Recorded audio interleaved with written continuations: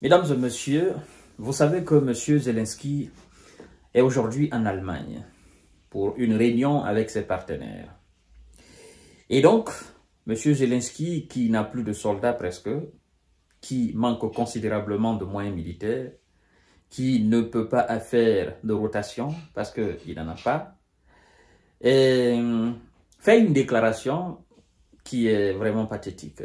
Mais je crois qu'il est encouragé par la Pologne et la France. D'accord? Vous savez, au début, M. Zelensky a dit qu'il n'a pas besoin de forces étrangères. Donc, il n'a pas besoin de soldats otaniens, les soldats occidentaux, sur son territoire. Et qu'il ne demande pas d'ailleurs à ses alliés d'envoyer leurs enfants en Ukraine. Il dit, nous avons des militaires. Ce que nous avons besoin, ce sont des moyens militaires et financiers. Mettez cela à notre disposition. Armez nos hommes comme ça se doit. Nous n'avons pas besoin de soldats occidentaux sur le territoire en Ukraine. Ça, c'était il y a quelque temps. Lors d'une visite, je crois bien, du Premier ministre polonais en France, tout dernièrement, je crois bien c'était le mois de décembre, avec Emmanuel Macron, ils ont évoqué le déploiement des troupes occidentales en Ukraine, d'accord, après le pourparler, c'est-à-dire après la négociation, afin de sécuriser cette négociation qui sera faite. C'est-à-dire, nous avons négocié la paix en Ukraine, hein, et pour être beaucoup plus concret, nous avons envoyé des troupes occidentales sur le terrain pour garantir la paix. Alors, M. Zelensky, à ce propos, avait dit que tout envoi de militaires occidentaux sur le territoire ukrainien pour garantir la paix, si les États-Unis ne sont pas impliqués, donc ce n'est pas une paix vraiment garantie.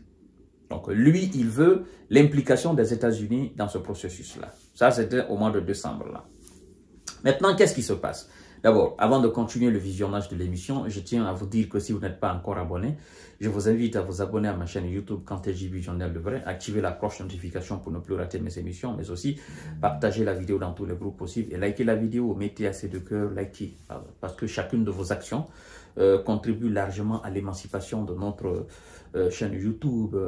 Voilà, je vous invite également à vous abonner à notre page Facebook parce que nous avons une nouvelle page qui s'appelle le Géopolitologue. Si vous avez un compte ou si vous avez une page Facebook, vous écrivez dans votre barre de recherche le Géopolitologue, vous verrez ma page.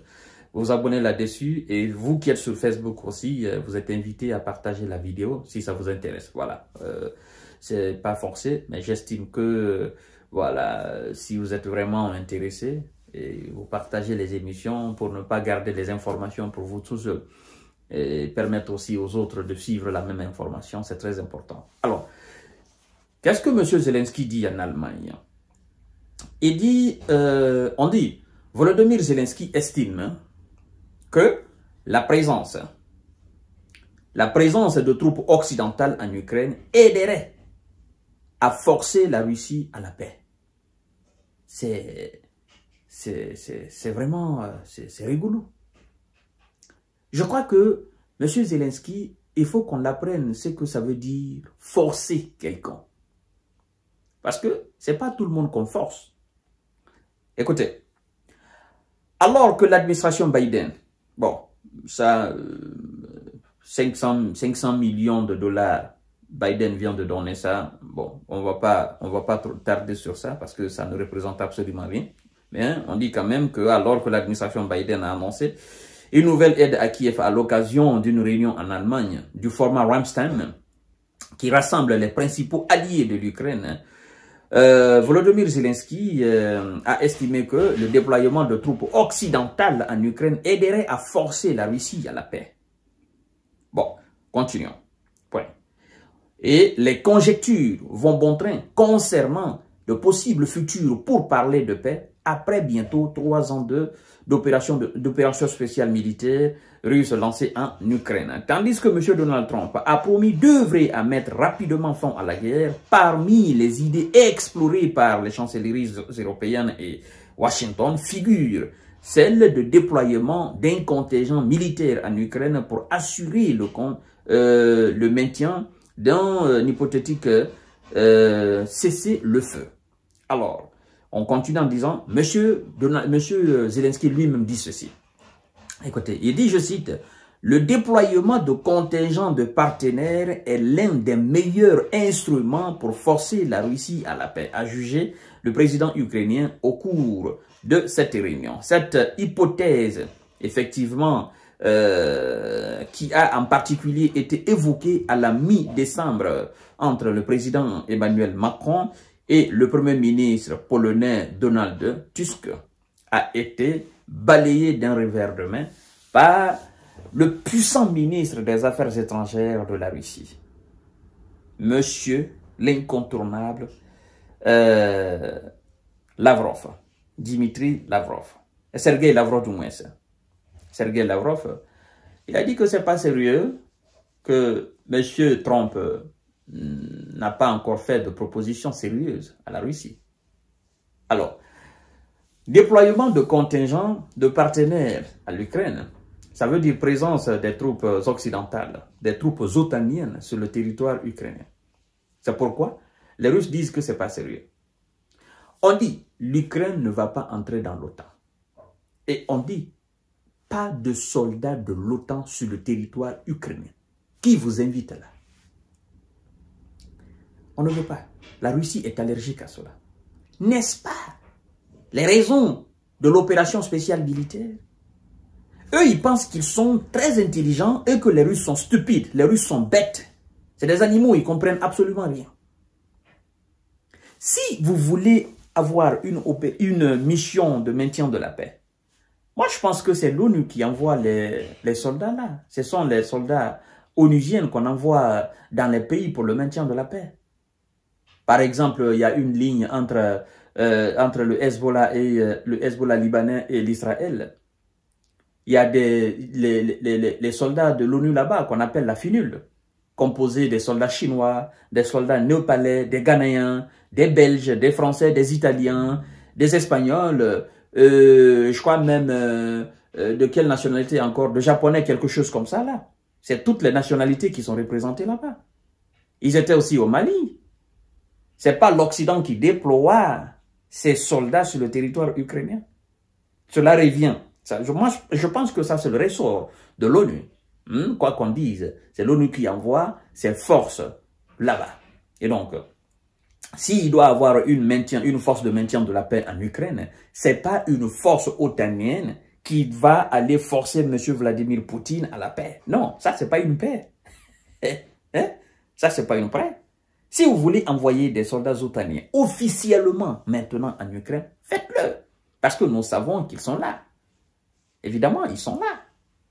On les appelle la Légion internationale, mais c'est faux. Ce sont des soldats otaniens qui sont en Ukraine. Mais malgré leur présence là, officieusement, ils n'apportent absolument rien à l'Ukraine. Ils ne changent absolument rien dans la donne. Et ils prennent énormément d'argent pour ça. Comme a témoigné le soldat ukrainien fait prisonnier par les Russes. Il dit, ben écoutez les gars, ils touchent 3500 à 4000 par mois. Et nous autres soldats ukrainiens, ça commence à... il parlait des mercenaires occidentaux là. D'accord? Il dit ils touchent 3500 à 4000 par mois.